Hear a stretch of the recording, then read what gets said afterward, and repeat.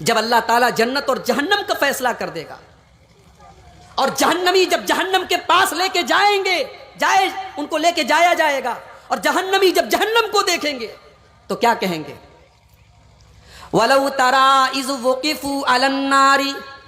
اور اے نبی کاش آپ وہ منظر دیکھیں جب جہنمیوں کو جہنم کے سامنے کھڑا کیا جائے گا، جب جہنمی جہنم کو دیکھیں گے فَقَالُوا يَا لَيْتَنَا نُرَدُّ وَلَا نُكَذِّبَ بِآيَاتِ رَبِّنَا وَنَكُونَ مِنَ الْمُؤْمِنِينَ، تو جہنمی جہنم کو دیکھنے کے بعد کہیں گے اے کاش ہم کو دوبارہ دنیا میں بھیج دیا جائے، کاش دوبارہ اللہ تعالیٰ دنیا میں بھیج دے، اب ہم وعدہ کرتے ہیں ہم ایمان والے بن جائیں گے، ہم ایمان والے بن جائیں گے، اب کوئی غلط کام نہیں کریں گے، اب کوئی ناجائز کام نہیں کریں گے۔ اللہ فرماتا ہے بل بدا لہم ما کانوا یخفون من قبل، نہیں یہ جہنمی سچے دل سے یہ بات نہیں کہہ رہے ہیں، بلکہ یہ اللہ کے عذاب کو دیکھنے کے بعد ایسا کہہ رہے ہیں وَلَوْ رُدُّوا لَعَادُوا لِمَا نُهُوا عَنْهُ وَإِنَّهُمْ لَكَاذِبُونَ، یہ جہنمی جھوٹ بول رہے ہیں، اگر ان کو اللہ تعالیٰ دوبارہ دنیا میں بھیج دے گا یہ پھر سے غلط کام کریں گے، یہ پھر سے اللہ تعالیٰ کو ناراض کرنے والے کام کریں گے،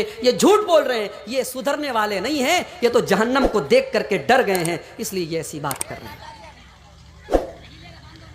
تو میرے بھائیوں، عقل مند وہ ہے جو مرنے کے بعد کی زندگی کی تیاری کرے۔ جانتے ہو سب سے بڑا عقل مند کون ہے؟ اللہ کے نبی سے پوچھا گیا ہے اللہ کے نبی ای المومنین اقیس، سب سے بڑا عقل مند مسلمان کون ہے، سب سے بڑا جینیس مسلمان کون ہے؟ اللہ کے نبی نے فرمایا اکثرہم للموت ذکرا، جو سب سے زیادہ موت کو یاد کرے، واحسنہم لما بعدہ استعدادا، اور موت کے بعد کی زندگی کی سب سے اچھی تیاری کرے۔ بھائی 40 سال کی زندگی کے لیے اتنی محنت ہو رہی ہے، 50 سال کی زندگی کے لیے اتنی محنت ہو رہی ہے، اور جہاں جانے کے بعد دوبارہ واپس نہیں آنا ہے، جہاں جنت ہے تو ہمیشہ جنت ہے، جہاں جہنم ہے تو ہمیشہ جہنم ہے، وہاں کی زندگی کی کوئی تیاری نہیں۔ دنیا میں گرمی لگتی ہے، ہم اپنے گھر میں پنکھا چلا لیتے ہیں، اللہ نے پیسہ دیا ہے تو اے سی بھی لگوا لیتے ہیں، ٹھنڈا پانی پیتے ہیں تاکہ گرمی نہ لگے۔ میرے پیارے بھائیوں، آخرت کی زندگی میں جب یہ سورج جو آج 9 کروڑ 30 لاکھ میل دور ہے، جب یہ سورج 1 میل کی دوری پر ہوگا اور گرمی سے ہم سب کا دماغ کھول رہا ہوگا، میرے پیارے بھائیوں، قیامت کے دن کی گرمی سے بچنے کے لیے ہم نے کون سا انتظام کیا ہے؟ قیامت کے دن کی گرمی سے بچنے کا ہمارے پاس کوئی انتظام نہیں۔ قیامت کے دن جب انسان پسینے میں ڈوبا ہوا ہوگا، اس دن کی گرمی سے بچنے کے لیے ہمارے پاس کوئی انتظام نہیں۔ دنیا میں ہم نے گھر بنا لیا، مکان بنا لیا، بچوں کے لیے پراپرٹی خرید لی، ہم کو پتا ہے جس دن مر جائیں گے ہمارا زمین جائیداد پراپرٹی سب چھوڑ کے جانا پڑے گا، کچھ بھی ساتھ میں لے کے نہیں جائیں گے۔ کل قیامت کے دن جنت میں ہمارا مکان کیسے بن جائے، جنت میں گھر کیسے بن جائے، اس کی فکر میرے پیارے بھائیوں ہم کو کب ہوگی؟ اس کی چنتا ہم کب کریں گے کہ جنت میں ہم کو ایک محل مل جائے، جنت میں ایک مکان مل جائے۔ ادھر اذان کی آواز آ رہی ہے، ادھر ہمارا نوجوان بیٹھ کر کے گپے لڑا رہا ہے، ادھر فجر کی اذان ہو رہی ہے، مؤذن چلا رہا ہے الصلاۃ خیر من النوم، اور ہمارا نوجوان بستر پہ آرام سے لیٹا ہے، کیونکہ رات کو 2 بجے تک تو وہ بیٹھ کر کے موبائل پہ گانا سن رہا تھا، اس بیچارے کو نیند آ گئی ہے، سویا ہوا ہے۔ ہم نے تو 5 ٹائم کی نماز بھی پڑھنا گوارا نہیں کیا،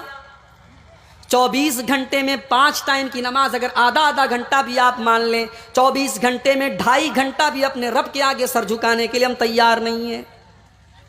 ہم تو اتنے کٹھور ہو چکے ہیں، اتنے سخت دل ہو چکے ہیں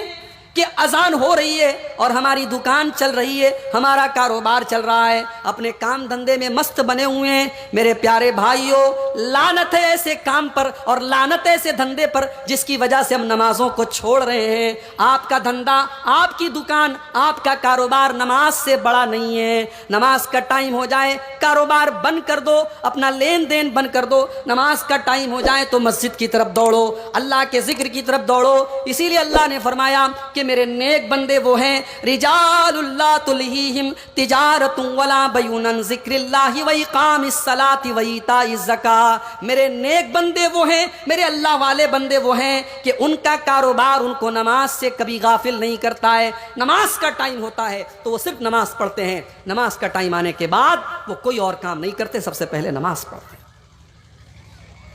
یہاں 5 ٹائم کی فرض نماز ہم نہیں پڑھتے،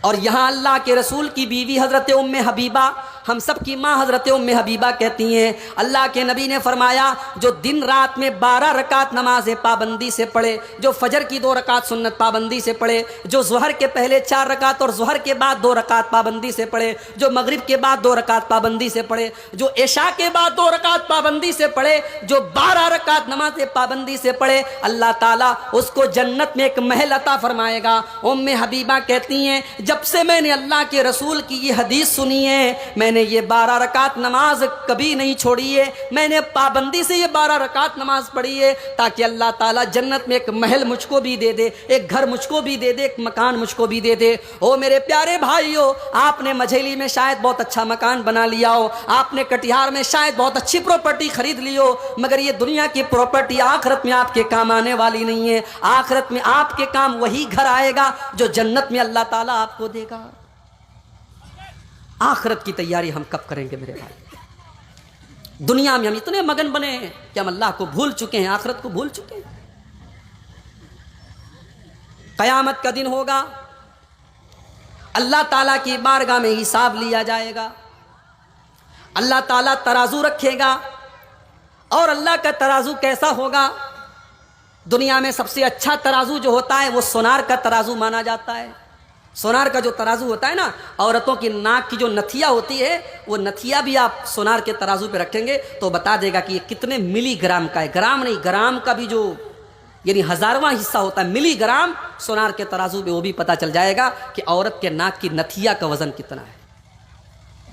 جانتے ہو اللہ کا ترازو کیسا ہوگا؟ اللہ کا ترازو کیسا ہوگا؟ اللہ فرماتا ہے وَنَزَعُ الْمَوَازِينَ الْقِسْطَ لِيَوْمِ الْقِيَامَةِ، کل قیامت کے دن ہم انصاف کا ترازو رکھیں گے، فَلَا تُظْلَمُ نَفْسٌ شَيْئًا، اور اس ترازو کے اوپر کسی کے ساتھ کوئی انیائے نہیں ہوگا، کسی کے ساتھ کوئی ظلم نہیں ہوگا۔ وَإِن كَانَ مِثْقَالَ حَبَّةٍ مِّنْ خَرْدَلٍ أَتَيْنَا بِهَا، اور ایک رائی کے دانے کے برابر بھی تم نے کوئی عمل کیا ہوگا، رائی کے دانے کے برابر بھی تم نے کوئی نیکی کی ہوگی، اور رائی کے دانے کے برابر بھی تم نے کوئی گناہ کیا ہوگا، أَتَيْنَا بِهَا، تو اس ترازو پر سامنے آ جائے گا۔ وَكَفَى بِنَا حَاسِبِينَ، میرے بندو جب ہم تمہارا حساب لیں گے تو ہم پورا حساب لیں گے، ہم حساب بھرپور لیں گے، اللہ حساب لے گا۔ زندگی میں ہم نے رائی کے دانے کے برابر بھی اگر کوئی غلط کام کیا ہے اللہ کے ترازو پر وہ بھی سامنے آ جائے گا۔ اچھا، دنیا میں بچہ ایک اسکول میں پڑھ رہا ہے، اسکول میں اس کو مارک شیٹ ملتی ہے، رزلٹ ملتا ہے، رزلٹ پہ لکھا ہوا ہے بچہ فیل ہے کہ پاس ہے۔ اللہ کی بارگاہ میں کیسے پتا چلے گا کون فیل ہے کون پاس ہے؟ اللہ نے اس کی بھی پہچان بتا دی کہ کیسے پتا چلے گا کون فیل ہے کون پاس ہے۔ قرآن کا 29واں پارہ کھولو، سورہ الحاقہ کی آیتیں ہیں، اللہ فرماتا ہے یومئذ تعرضون لا تخفی منکم خافیہ، کل قیامت کے دن جب تم اللہ کی بارگاہ میں پیش کیے جاؤ گے تمہارا کوئی بھی عمل اللہ تعالیٰ سے چھپ نہیں پائے گا۔